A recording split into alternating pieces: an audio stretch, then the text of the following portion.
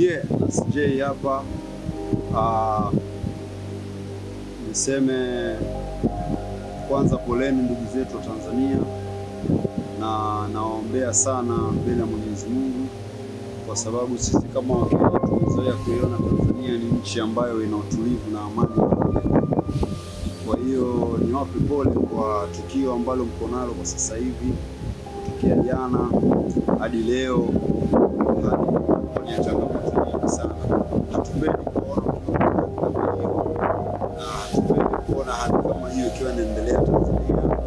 Kwa hiyo ni usawa mnachokifanya, kwamba mnapigania haki, nataka usawa katika nchi yenu, ila niwaombe subra, kuweni na subra, kuweni na uvumilivu, na mwekeni Mungu sana mbele, awafanyie wepesi, awatatulie matatizo yenu.